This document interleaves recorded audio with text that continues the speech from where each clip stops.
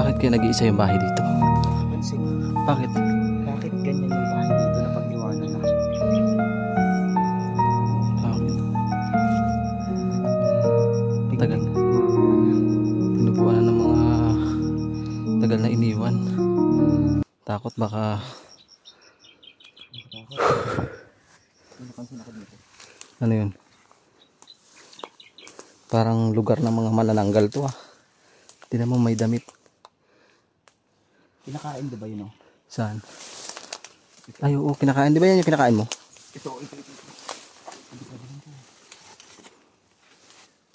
Parang ano? Edible to. So ito yung kung tawagin nilang ano, Pakwan? yung ano siya, yung pipino. Ah, pipino. Sarap. Kita nyo naman siyang kumain ng Damo. damo. Oh. Oh. Simento, ano ito? May mga simento dito. Pinag-iwanan ngayong bahay. Bakit na-abandon Tina. ito? Abandonadong lugar. Sayang no, mga establishmento. Ang dami oh. Siguro itong lugar na to maraming bahay dati. Oo, siguro ito. Tapos Iniwan. pansin mo may daan. Pero walang mga kabahayan. Ano napapansin mo dito? Bakit ang daming ano dito? Struktura na pinabayaan. Ibig sabihin itong lugar na to ay maraming kabahayan noon. Tingnan mo. Guys oh. Bigla akong namangha tsaka na ano dito kung bakit ang daming struktura na pinabayaan dito. Ito pa oh. Kahit si Kalahi na ano talaga. Hindi kaya pinaalis dito dati. Ano kaya nangyari? Ano kaya nangyari sa lugar na to?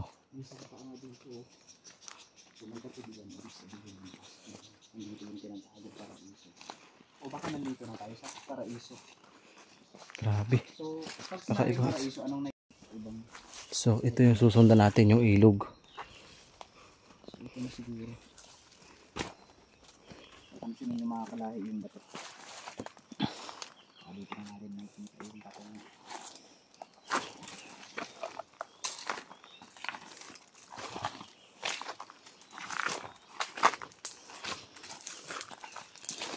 Tabi-tabi po. Exactly, nandito na tayo sa area. Baka ito na yung tinagong paraiso. Nandito na tayo sa area. Ito yung puno na kadalasan tinitirahan daw ng kapre. So ito. Yan. Ang daming mga ano. Ang daming babahong ano. So ito, susundan natin. Wow, look at that this bato. Mayroon pinagis. Wala o tignan mo. Yung napapansin dyan mga Kalahi, parang isda. Pero siyang isda. Kakaiba itong pinasok namin ni Mr. Kalahi. Ano mo nakakaalis yung... Ito, ingat ka dito ha. Ito. Matatapang yan. Matatapang ba yan? Oo, matatapang yan. Masakit ba yan? Sakit yan. Masakit yan sa inyo. May ano dito. Kutat to.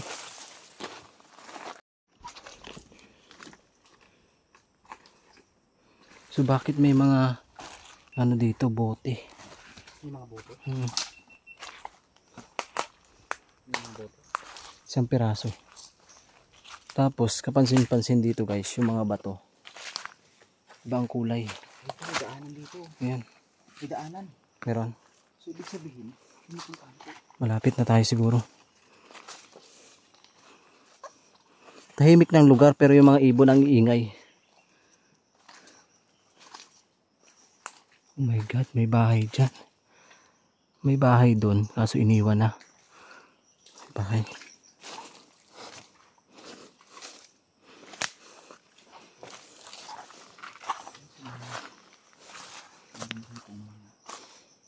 Parang tinakpan lang.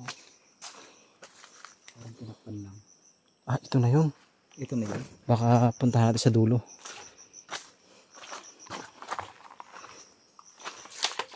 Kasi malalaki na yung bato. Ito na ba yun? Baka ito na. Papasok. Susundan lang natin tong mga bato na malalaki. Ingat na kayo. Baka mayroon ng mga sa atin. Yan. Iingay na ibon.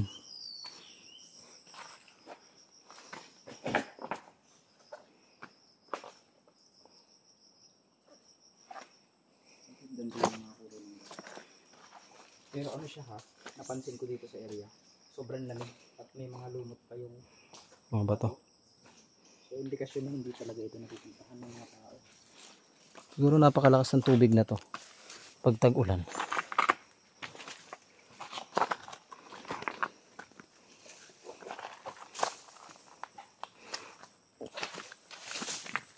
Ibig sabihin may tubig pa sa taas.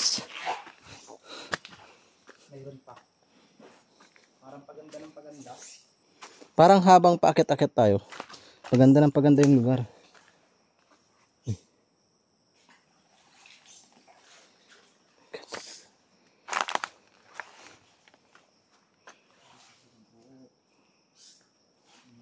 Tabi-tabi po. Pasok lang po kami. Hindi tayo pwede maghiwalay.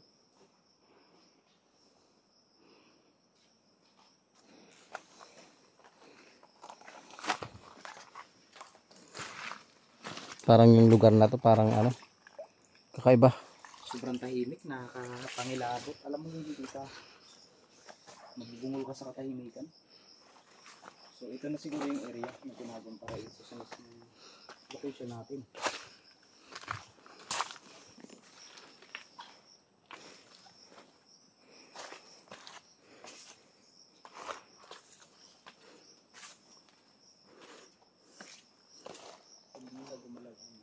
Tabi-tabi po. God. Ha?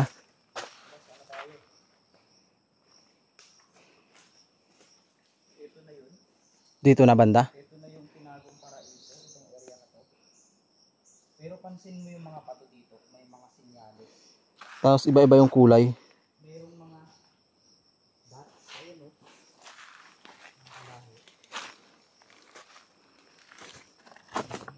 Hindi namin alam kung anong lugar o area yung napasok namin dahil yung signal namin ay nawala at yung nakapin sa location ni Mr. Kalahi ay hindi na namin matuntun kung saan na. Basta ang alam lang namin ay yung hinahanap namin ngayong araw ay yung tinatawag na paraiso. Pero yung nakakapagtaka guys, pagbungad pa lang pagpasok namin dun sa unahan kanina ay napakadami ng bahay na inalisan o inabandona. So nakakapagtaka lang, dito mismo sa loob ay kakaiba na yung mga hugis ng bato o kulay. Ayan. Pero ito yung mga ano, yung mga bato na pinapanood mo sa akin na pag biniyak. Maganda yung loob. Oo, yan ngayon. Ayan mismo. Ang napansin ko dito sa mga bato na ito, mayroong mga sinyalis. Meron nga lahat. Maraming yung guhit-guhit. Hindi namin alam kung saan kami dadalahin ng sapa na to. Kasi habang patagal ng patagal, paganda ng paganda, di ba?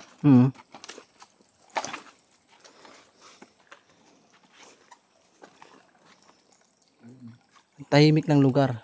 Napakatahimik. Hindi siya tourist attraction. Kung sino man yung nagpil na yun, hindi siya perfect na tourist attraction. Kasi nga, Dito niya tayo dinala. ito. Parang nililigaw din tayo nung ano na yan. Nabutan ako sa area na to. Tabi-tabi po. Sa buong paligid. Mga kalain na ganito pala yung... May mga malalaking puno. Marami na tayong pinantahang lugar, pero ito lang yung kinalabutan ako. Kasi ano siya eh, parang hindi siya pinupuntahan ng mga tao, hindi ko alam kung bakit. Ganun ba kasi? Kasi doon pa lang kanina sa bungad, kakaiba na yung naramdaman namin. Walang bakas. Yun yung pinagtataka natin. Tabi-tabi po. Grabe guys oh. Ilog lang to pero pag nandito kayo sa area na to talagang kikilabutan kayo. Kakaiba.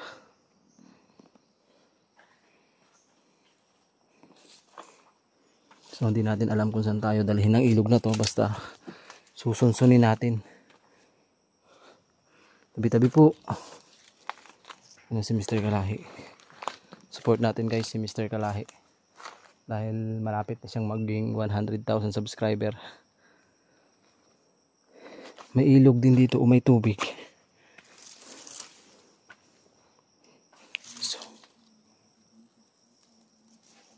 Guys, tingnan nyo to. May mga mukha yung bato dito sa loob.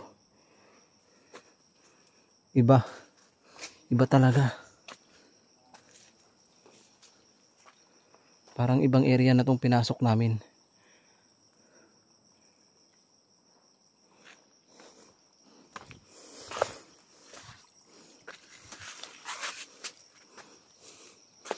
Tabi-tabi po.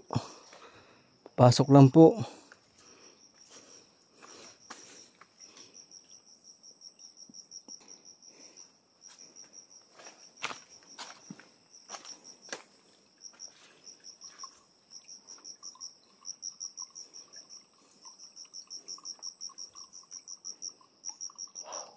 So, inaano ako. Hindi ko alam kung ano yung pakiramdam ko. Basta init na init ako. Malamig. Hindi ko alam. Walang kung itutuloy pa namin itong magpasok dito.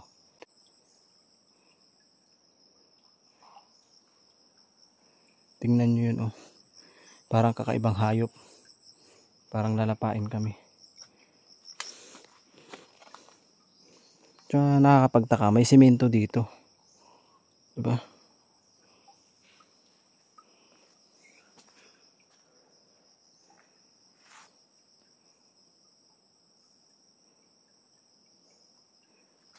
Ayan oh, simento.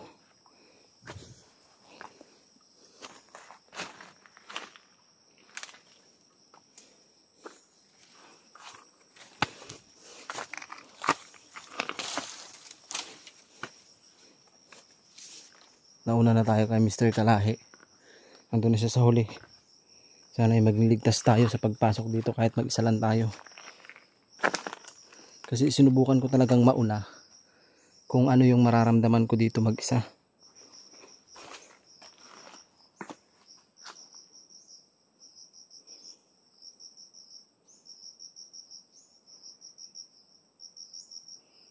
Pero iba na yung nararamdaman ko dito guys.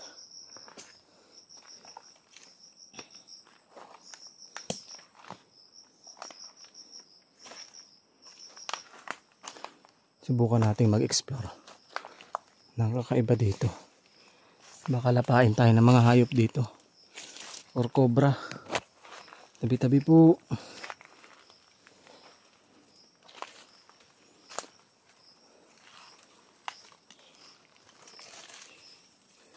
Guys, kinikilabutan ako dito sa lugar na to. Hindi ko alam bakit. Hindi ko talaga alam kung bakit ako kinikilabutan dito sa area na to.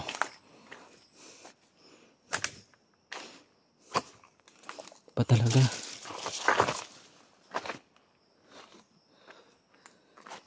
Kaya siguro tinagong paraiso. Kung mapapansin nyo, ang daming mga kakaibang hugis ng bato. Tsaka karamihan may mga mukha.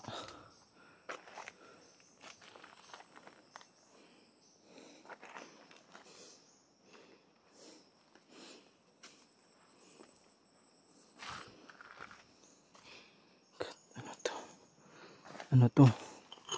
Ang lapad. Guys, parang ginto. Ang ganda. Oh my god, ang ganda. Ang ganda niya guys. Tingnan nyo. Para siyang babasagin. Pero ang ganda niya ng loob niya. Diba? Ang ganda. Binasag ko lang. Ano yun?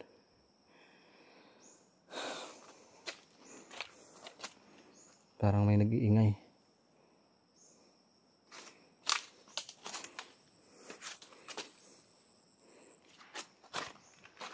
My god, nandito na tayo.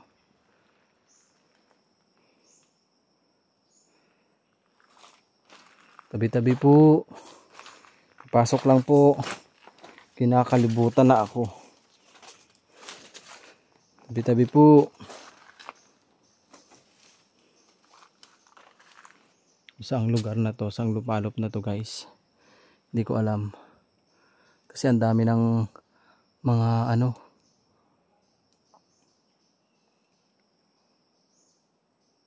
May mga nagasalita sa taas.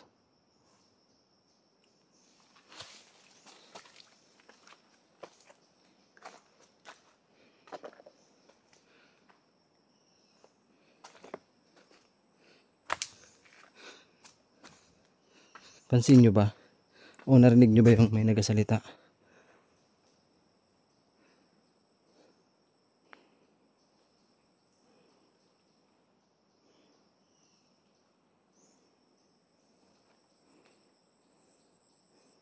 Si Kalahi asa na?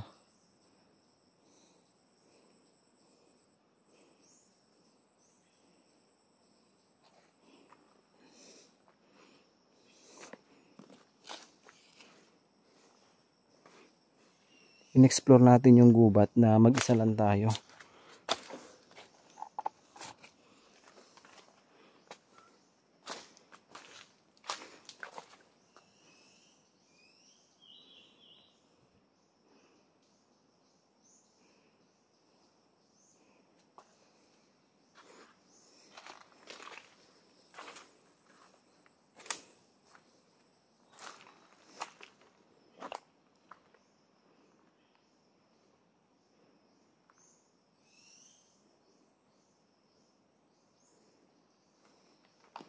Balik na kaya tayo.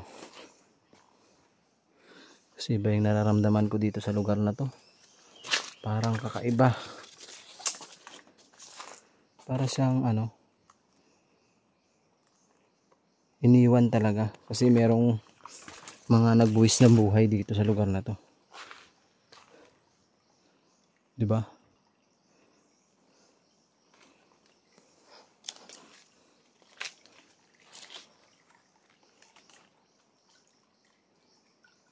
Meron na dito mga nagasalita.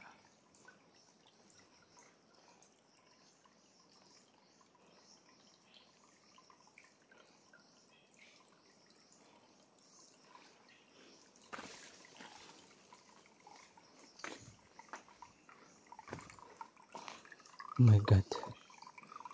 Ano na itong pinasok ko?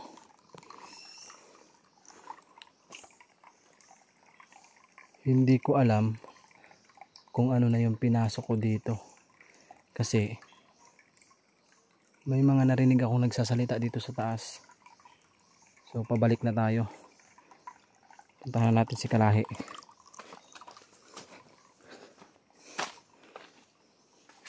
Baka kung ano pang mangyaring masama sa atin. Wala tayong kasama dito. Mag-isa lang talaga tayo. Tapos may maririnig ka pang mga salita dyan sa taas. Ito.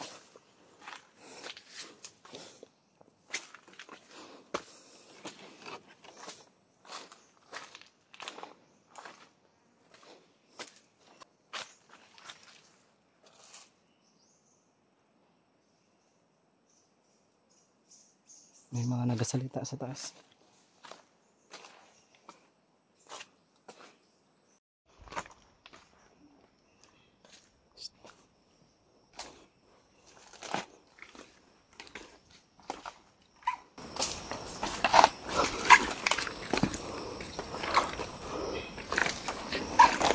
May mga tao. Kalahi. Kasi meron kaming naririnig na mga nagbubulungan doon. Delikado pag tinuloy pa namin. May aso. May aso. May aso, may aso. Tapag ng aso na.